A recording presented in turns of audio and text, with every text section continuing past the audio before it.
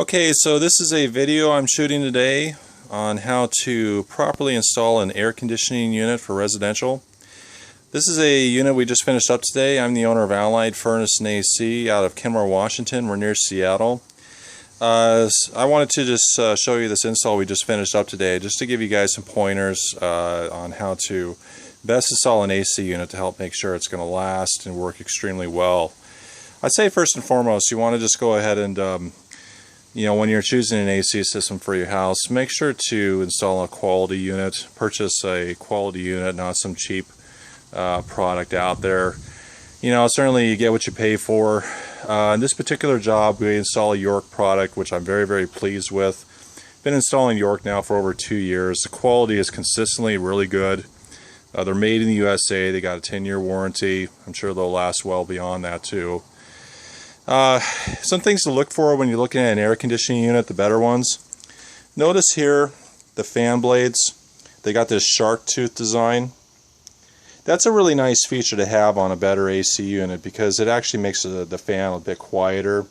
It doesn't improve the efficiency in my opinion, but it just makes the fan a lot quieter, makes the unit run quieter.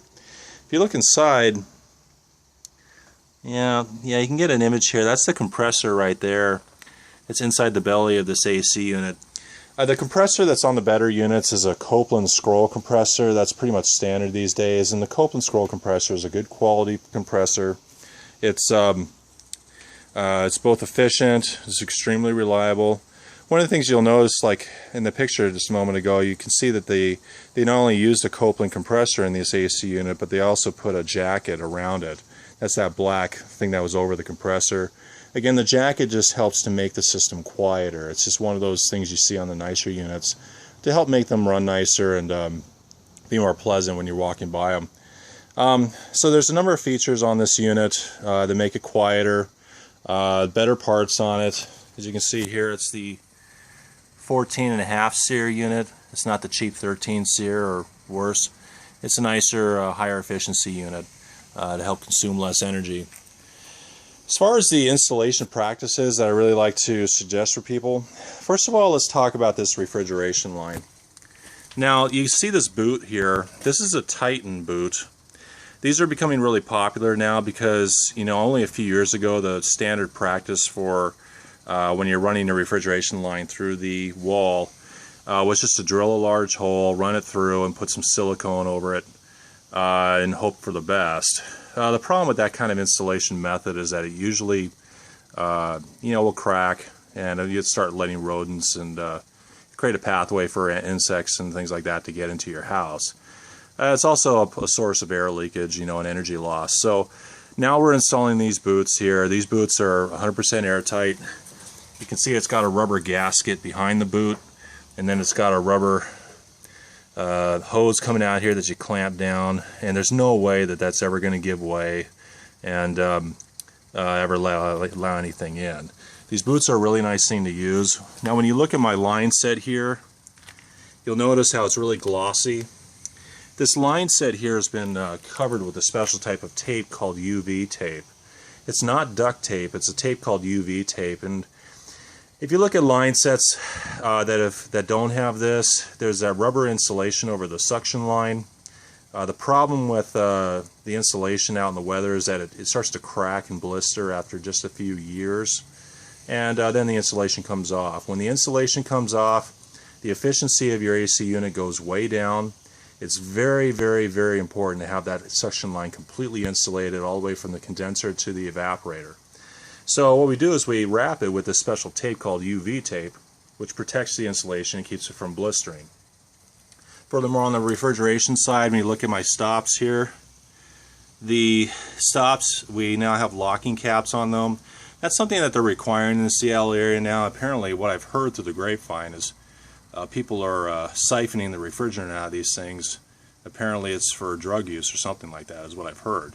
So now we install locking caps on there. It helps prevent tampering and helps like I said, prevent tampering of the unit. Getting over to the electrical side, notice my thermostat wire here. What I've done is I used the handle of my screwdriver to make a spring here. This is important because as the unit's running, There's a lot of vibration, and if you just have a straight wire for your low voltage going right to the unit, to the box, that straight wire will eventually, because of the vibration, eventually break, resulting in a callback. But what we do is we make this spring mechanism on here which absorbs that and helps to prevent the wire from breaking. It's a really simple thing to do that helps prevent a callback. Furthermore, with the electrical, we have a disconnect box up here. This is a 30 amp fuse disconnect box with 30 amp fuses in it. If you look at the data plate here, I don't know if you can get that, but it says here that the maximum fuse rating, let's see here, yeah, maximum breaker is 30 amps. One of the things that I see people do here is they undersize their circuit, because if you look here, it says minimum circuit ampacity is 18.4 amps. So somebody trying to save money might try to run this on a 20 amp circuit and just run 12 gauge wire, 20 amp breaker, 20 amp circuit to save some money. The problem though is when this thing's running during the summertime, like I said, this is 18.4 amps. If you run that on a 20 amp circuit, you run the risk of just having the breaker trip for no good reason. So it's important to try to size your circuit to the maximum instead of the minimum. Again, that just helps to prevent a callback. When you look over here at the bottom of my condenser unit, I've anchored this thing to the concrete walkway. This condenser, again, it's vibrating when it's running along. You want to go ahead and strap it and anchor it to the walkway so it doesn't go anywhere.